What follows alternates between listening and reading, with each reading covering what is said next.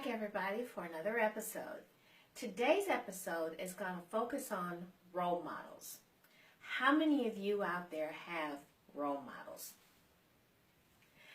Oh my goodness, I think I've had role models since the time I was a little girl up until now, and I'm sure that I will have them up until the day I go.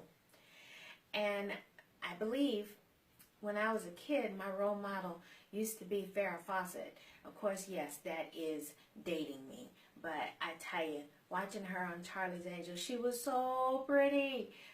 And I definitely wanted that Farrah Fawcett flip. I don't know about you all, but I wanted the flip. But as I got older, of course, I watched a lot of cartoons, just like most children do. And I liked Woody Woodpecker. Do you guys remember Woody Woodpecker? That little red blue bird just flew around annoying everybody and knocking on that wood like it was just going out of style. But one of the things you notice about Wood is that not only was he knocking on the wood and getting on people's nerves, he was solving problems and he was helping people, but he was also getting into a lot of mischief.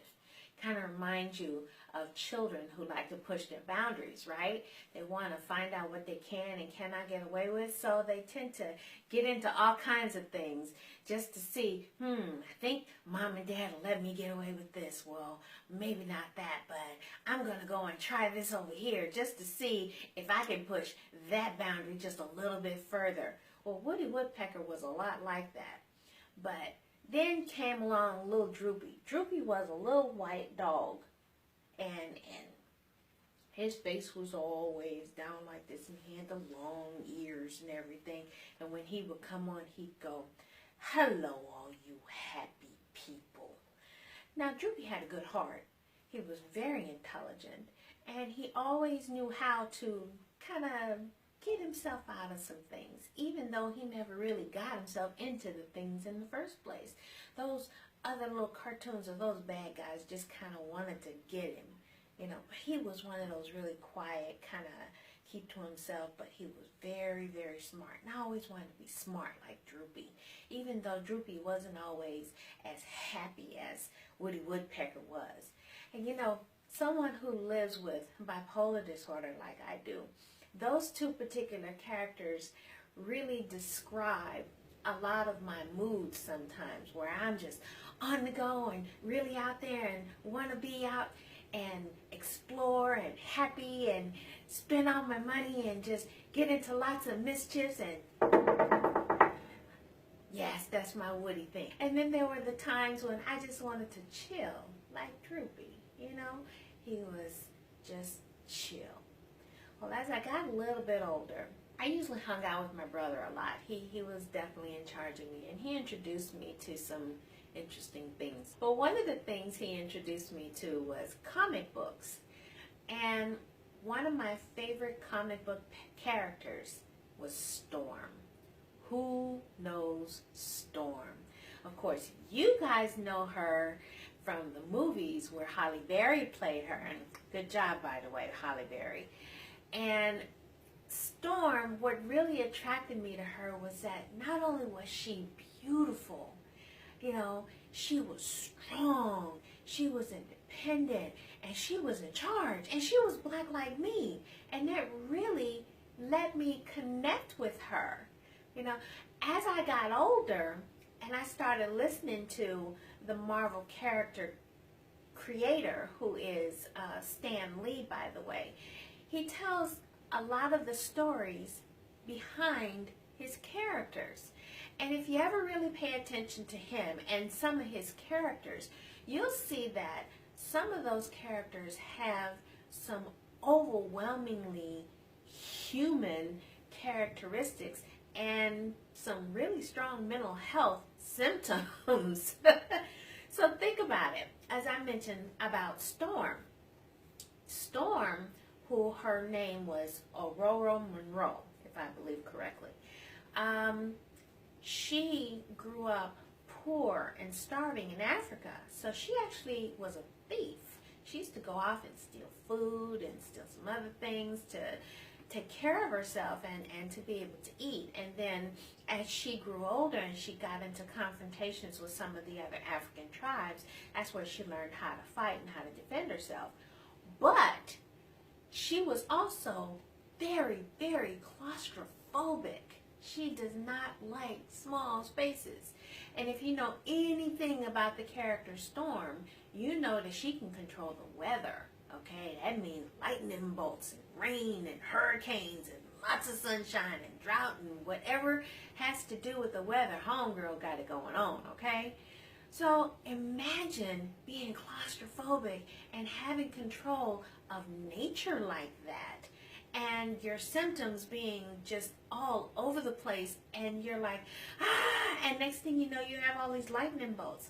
How many of you feel like that when your symptoms get out of control and you feel like you're in this very small space and you're like, I do. When my anxiety comes over me and my heart feels like it's going to jump out of my chest and I can't tell left from right, and that's actually the right and the left, but I think you know what I mean. I feel like Storm, like I'm going to just explode off a huge hurricane and lightning bolts shooting all over the place because I just can't get my bearings. Let's address another superhero who we see a lot of movies on, and that would be Spider-Man. Spider-Man is egotistical. Oh my goodness, that child is just full of himself. But he's also very complex. What does he say? With great power comes great responsibility. And nothing could be further from the truth with that. You know, he's always second guessing himself that the justice that he is fighting for, you know, he has everything in place because certain consequences tend to happen. Remember, that's how he lost his uncle, because he didn't get the reward that he felt that he should get during the wrestling contest, and he just kind of sidestepped the criminal that ended up murdering his uncle, and he became very vigilant as a result, you know. But Spider-Man also has some other things going on, you know. Sometimes he can be quite anxious as well. And look at how his character has just morphed. I mean, we've got Venom and Carnage.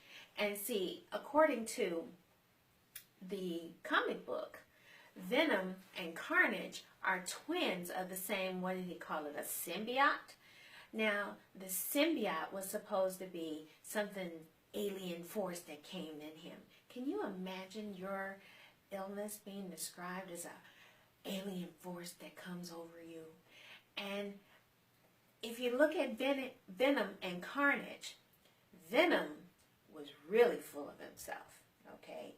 He kind of needed to do things, but there was no justification for what he did. There was no righteousness to what he did. He just did it just because it felt good.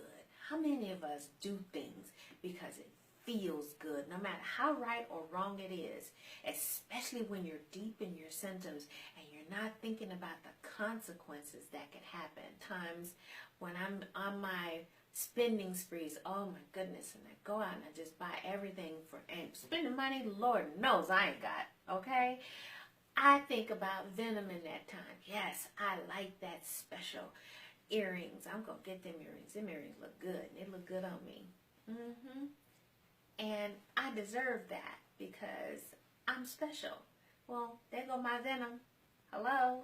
And then let anybody tell me that I'm not supposed to have that. Can you relate? Okay?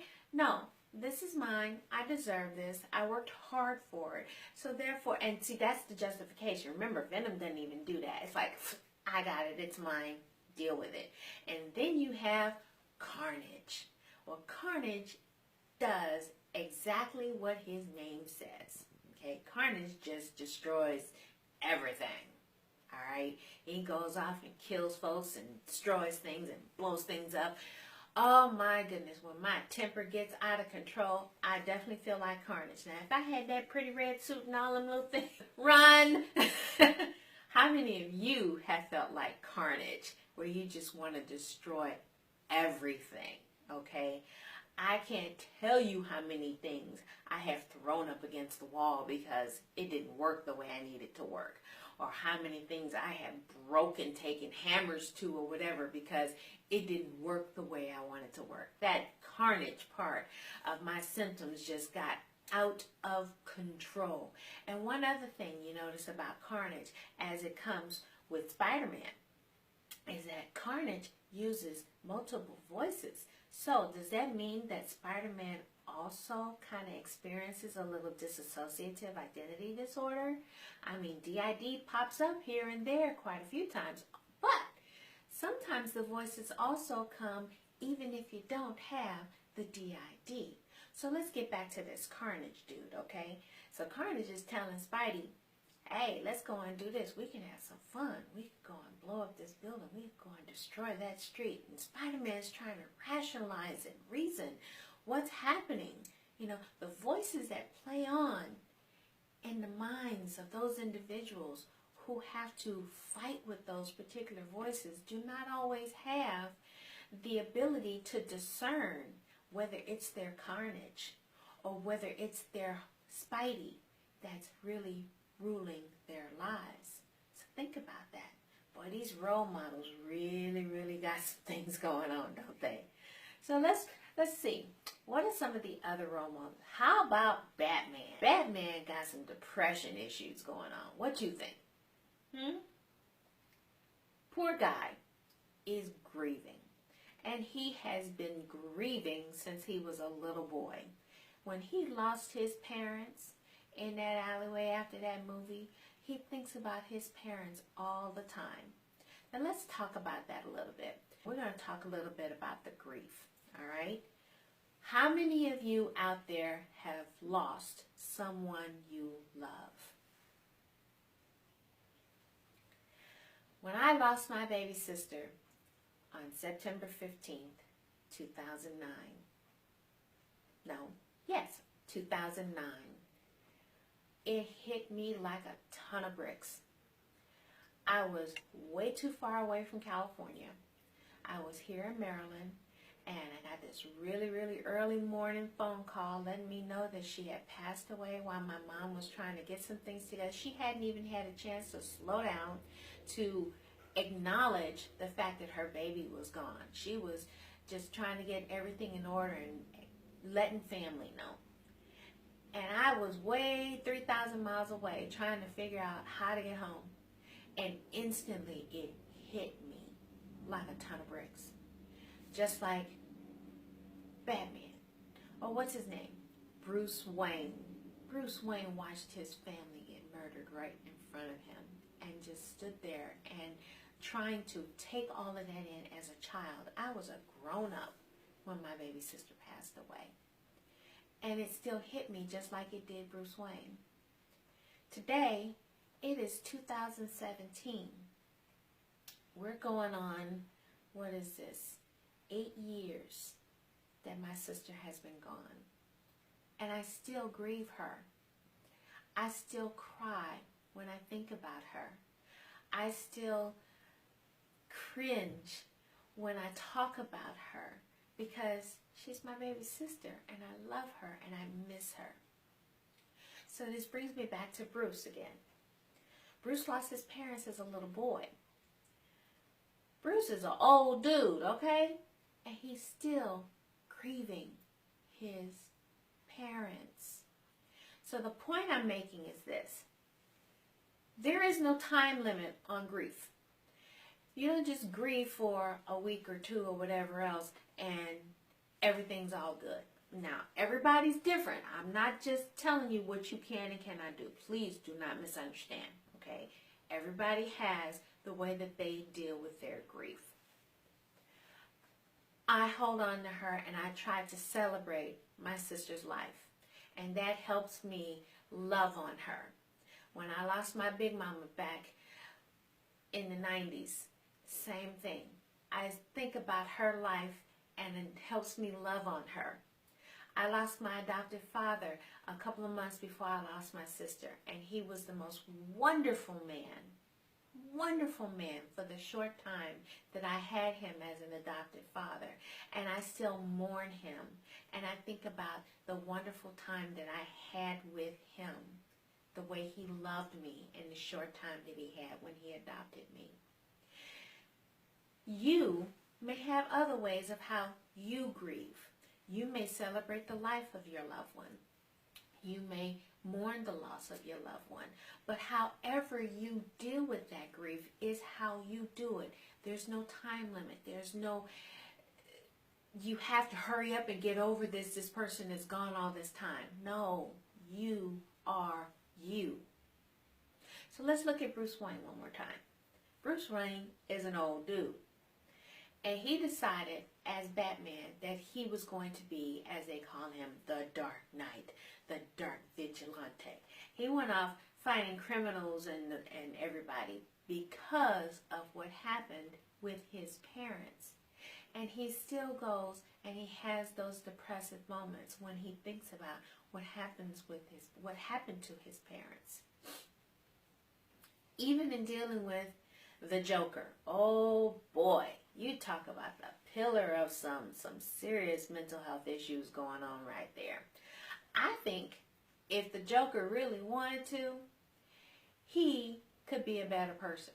But the Joker likes doing bad things, okay? And I'm glad I actually brought up the Joker, because I don't even think I want to go and classify what he got, because he got some stuff, okay? We know he got some stuff, okay? But you see, with the Joker, the brilliance that's in his mind to make him do some of those awful, mean, cruel, horrible things can be flipped and turned on its ear to do some of the most wonderful, tremendous, amazing things. See, up to now, I've been using fictional characters, role models. How about I use some real life character role models?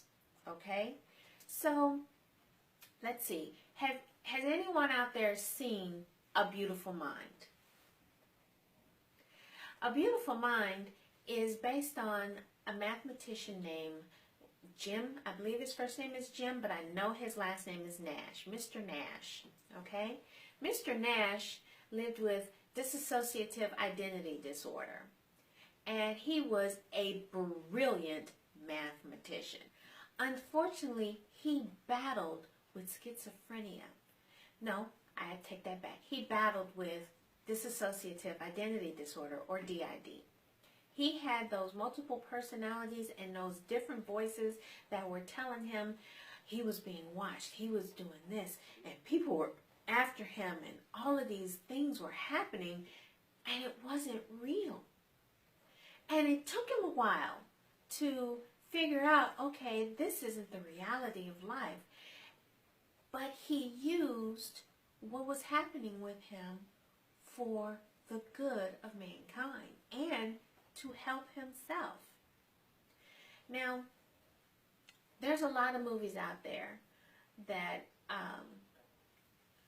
highlight the bad things about what happens with mental illness. But there's also some very positive movies out there that talk about what happens with mental illness and the different symptoms. I'm not trying to sugarcoat nothing. Just like life in general, those of us who live with mental illness, we have good days and we have bad days. Okay? Those out there who are living ordinary lives, think about your typical day and what you go through. Think about how you feel when it's time for you to go and cook dinner.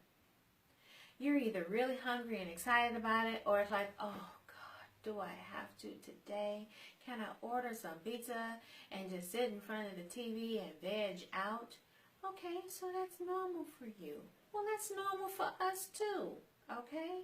You know, we are going through those things where we want to do some things and sometimes we don't want to do some things. Let me get back over here to the role models. How about teachers? My goodness, we all know that song, Wake Up Everybody, No More Sleeping in Bed, okay?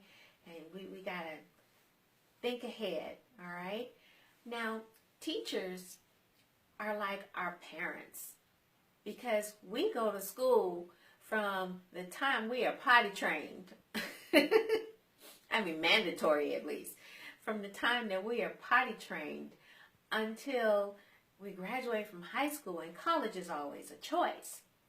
These teachers are out there trying to make sure that we are making rational decisions. We are able to socialize with one another. We are able to take care of ourselves. Think about the things that you learned in school. I mean, besides the 3 R's, and we all know the third R is not actually an R, but that's reading, writing, arithmetic, correct?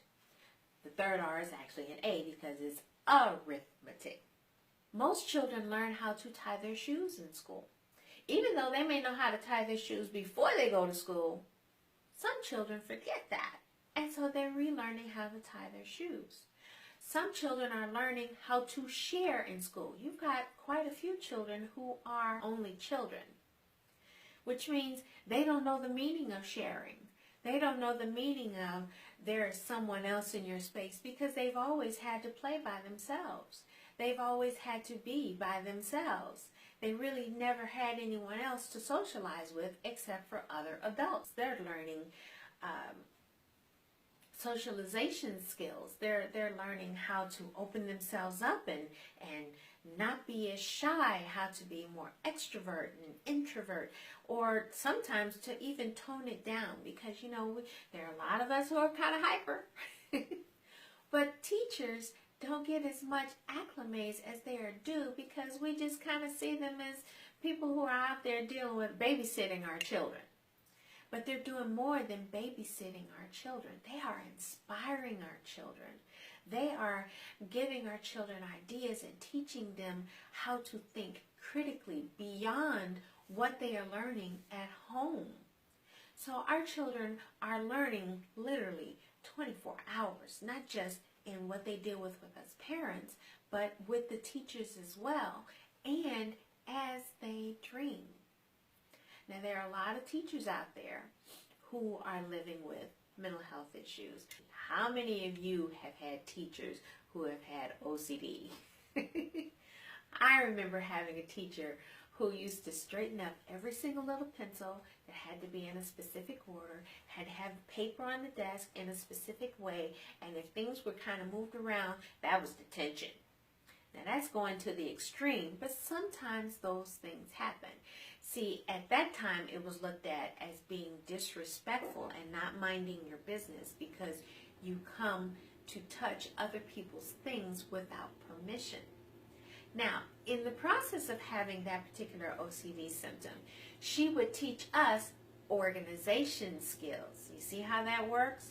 So even though she was dealing with those OCD issues, she was teaching us students how to be organized, how to look at the steps behind how you take care of business so that you don't miss a step. And if you do miss a step, then you know to go back to correct it to make things flow in a natural fashion.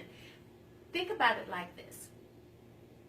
In math, when you are learning how to add, multiply, and divide, you do a forward way and you do a backward way. And the backward way is the way to correct yourself, correct? Okay, so let's look at it this way. 3 plus 3 is 6. Okay? 3 times 2 is also 6. Now, when you're doing your timetables, if you do 3 plus 3, which is 2 3s, that's the 6. So you have the 2 and you have the 3 and you're timing them together to get your 6. Now, to check that, you do your division, right? So you have your 6 here and this way. So, no, it's actually the other way. So 6 divided by 3 would equal 2 because 3 times 2 is 6. Now see, I went all around about the way, but I think you guys are shaking your head and laughing because you get it. The double checking. that can be seen kind of like an OCD measure, but it's actually just the way in looking at things. It's the way to make sure that 3 plus 3 equals 6. It's doing your homework, as I like to say. It is checking your steps to make sure things are in order. Same thing in the way the teacher would organize her desk, checking the way that things are in order. Now, I know that those of you who live with OCD, I'm sure that you're dealing with so many other checks and balances that I just oversimplified things. But I wanted to give our viewers an idea of some of the good things about those checks and balances. You know, just in having that organization. Me, I'm a disorganized person. If you could see my desk, you would see all kinds of things piled on top of it. But what I like to say is my disorganization is my organization, because believe it or not, I know where everything is. How many of you out there have disorganization that is your organization? Come on, wave about, or better yet, leave a comment. So let's think about some other role models. What about some people in your personal lives? You know, maybe your cousin or your aunt or your grandmother, you know, and some of the rules and regulations that they've placed on you. Sometimes when they're having sad days, and how you've gone there to comfort them. Now, I'm not saying that they necessarily have a diagnosis, but again, these things happen in everyday life, and we are there to support and be there. So I guess what I'm doing today is letting you know that role models are wonderful. They help us to strive to be better people, but we also need to see just how many qualities that we share with them. Think about who some of your role models are, okay? Think about what do you like about that particular person, whether they be fictional or the real deal. Think about how you could relate to that person and what you would say to them if you were face to face. I know if I could meet Storm, the character, yes, I know I dream, I would ask her, how does she feel on a regular basis? I would ask her about the excellence that she is as a person, as a woman who has such power, because power comes in knowing who you are as an individual. Power comes in knowing the self-love that you have for yourself. Power comes in just being there for you and loving on you. So I send hugs and love out to everyone out there, okay? Embrace yourselves. Embrace those role models, whether they be fact or fiction, and just be who you want to be in life. Until next week, you guys take care. Enjoy yourself.